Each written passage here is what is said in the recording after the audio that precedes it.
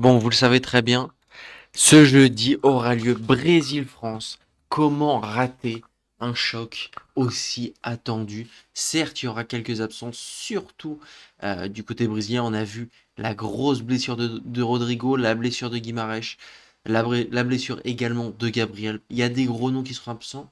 De notre côté, côté français, on a le retour de Kylian Mbappé.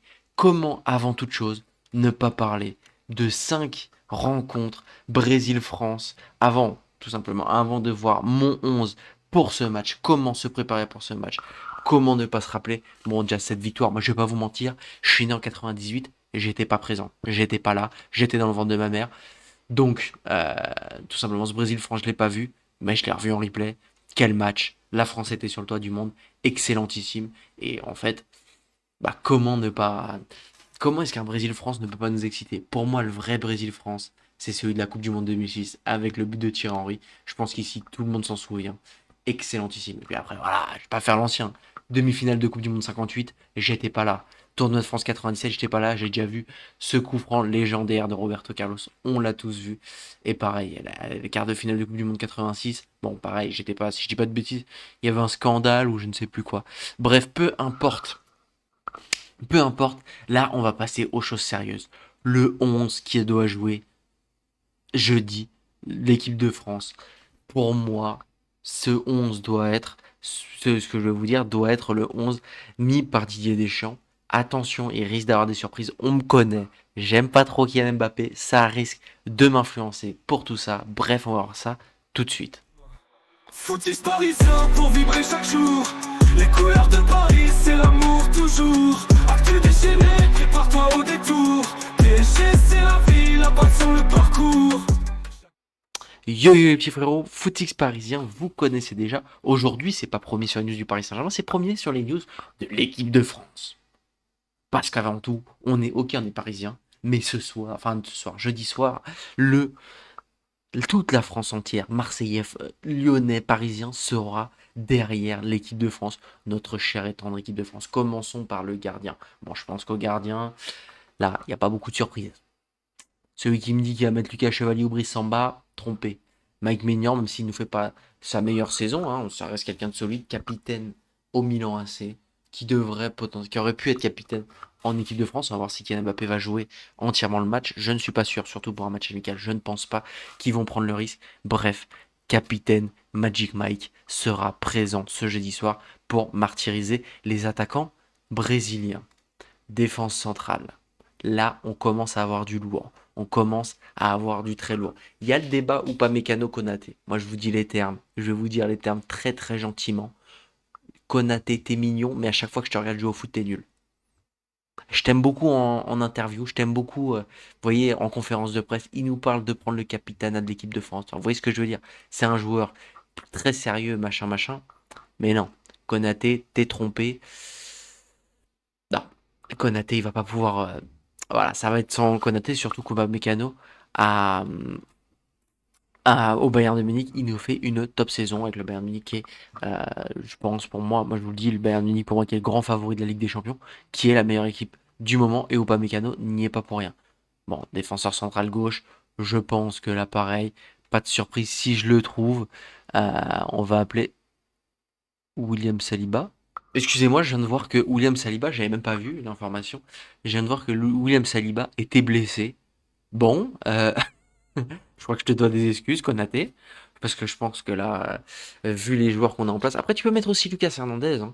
Lucas Hernandez, franchement, moi, depuis le début de la saison, je dis pas ça parce que je suis parisien, mais Lucas Hernandez est plutôt satisfaisant avec le Paris Saint-Germain, mais je pense quand même que tu mets Konaté. En plus, on sait très bien qu'Upamecano, Konaté, c'est deux joueurs qui se connaissent, qui ont déjà beaucoup joué ensemble. Bref, sur ça, il y aura pas de surprise. À droite, du coup, avec Koundé qui est blessé, t'as le choix entre Kaloulou, Malo Gusto.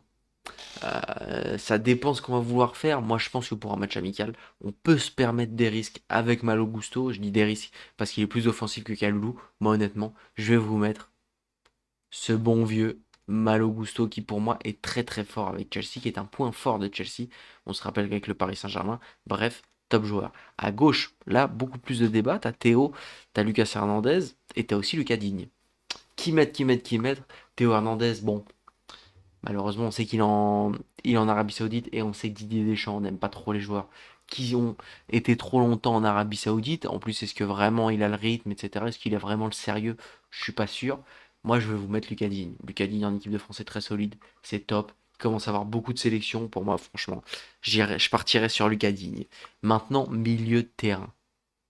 Milieu de terrain, là, c'est le secteur qui est plus compliqué pour l'équipe de France, tout simplement. Euh, je regarde un petit peu les milieux de terrain. Donc c'est un secteur qui est un peu plus compliqué en équipe de France. On le sait très bien. Et la grande question est, est-ce que tu mets N'Golo Kanté? N'Golo Kanté qui paraît bah non, maintenant il est en... N'Golo Kanté qui est maintenant en Turquie. Est-ce que vraiment tu veux le mettre? Moi déjà, pour moi, t'as un indéboulonnable.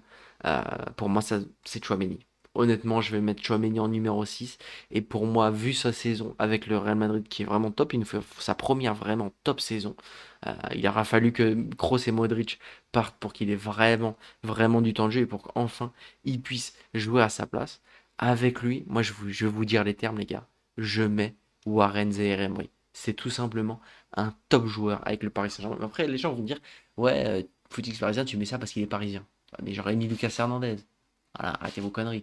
Zaïre-Emery depuis le début de la saison, c'est top joueur. Et vous savez quoi, même, je dirais même que Zaïre-Emery pourrait être titulaire à la place de Malo Gusto à droite, en tant que défenseur droit. Ensuite, la grande question, c'est est-ce que tu joues avec 4 offensifs? Et moi, je vais vous dire les termes. Je joue avec 4 offensifs. Numéro 10, je vous mets le plus, le meilleur des Lyonnais, Ryan Cherki.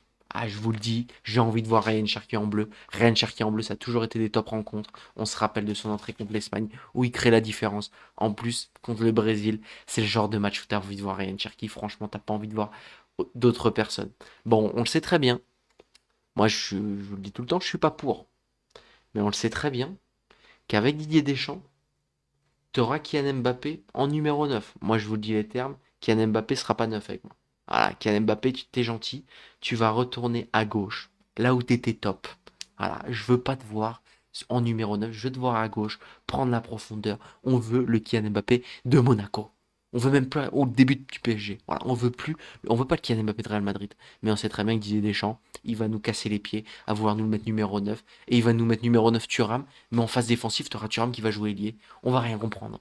Voilà, on va rien comprendre. Bref, en numéro 9, je mets le ballon d'or Ousmane Dembélé. Oui, le ballon d'or Ousmane Dembélé. J'espère juste qu'avec Cherki, ils vont pas se marcher dans les pattes.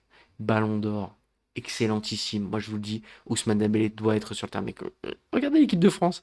Rappelez-vous de l'équipe de France quand Didier Deschamps l'a repris. L'équipe de France de Valbuena. De Valbuena Benzema, mais pas Benzema qui a pris le ballon d'or, hein. Benzema qui était, bon, pas titulaire indiscutable au Real Madrid, hein. Attention, qui n'avait pas gagné la Ligue des Champions au Real Madrid, etc., etc. Voilà. Et ensuite, à droite, pour moi, là aussi, l'un des meilleurs joueurs du monde. Beaucoup parlent de Lamine Yamal en tant qu'ailier droit. Moi, je vous le dis, les gars, Michael Olise, attention, Michael Olise. Michael Olise qui doit être titulaire. Mais ce qu'il y a, c'est qu'en fait, il y a trop d'offensifs qui doivent être titulaires. Mais pour moi, cette équipe, elle a de la gueule. Cette équipe, elle a de la gueule, cette équipe, elle est cohérente. Va falloir faire attention. Ils ont des bons joueurs au Brésil. Attention à qu'ils prennent pas la profondeur. Surtout que moi, Konaté, je vous l'ai dit en début de vidéo, Konaté, moi, je fais pas confiance. Konaté, voilà, je vous dis les termes, Konaté, moi, je fais pas confiance. Au Brésil, ils ont des top joueurs, hein. Attention, Estevao, Vinicius Junior, attention, ça peut aller très loin. Mateus Cunha, Paqueta. Voilà, en attaque, ils ont joué au Pedro. Bon, on n'a pas énormément vu dans le match PSG-Chelsea, mais c'est un top joueur. Attention en attaque, c'est plutôt au niveau de la défense, où là, par contre, c'est plus compliqué, hein. Quand Gabriel, mais qui devrait normalement pas jouer le match, même Marquinhos, qui devrait pas jouer le match. Là, ça commence à être compliqué. Tu commences à jouer avec des joueurs bizarres, des joueurs qui jouent au Brésil. Non, là, ça va être compliqué. Malheureusement pour eux, le Brésil ne fait presque que des attaquants. Bref, n'hésitez pas à me dire ce que vous pensez de ce 11. Pour moi, c'est vraiment le 11 que je veux voir. Même si moi, je vais vous dire les termes. Instant confession. Pour moi, avec le retour de Barcola, je mets Mbappé sur le banc. La tête de WAM, je mets Mbappé sur le banc. Voilà, je mets Mbappé sur le banc. Qui va dire quoi? Tu le fais rentrer. Mais imaginez-vous Mbappé en sortie de banc. Voilà, je pose la question, est-ce que vous metteriez Mbappé sur le banc? Surtout qu'en plus il revient de blessure. Il a pas 90 000 dans les pattes. Voilà. Bref, n'hésitez pas à me dire ce que vous en pensez de ce 11e pas, liker, partager et vous abonner. Ciao, ciao les gars.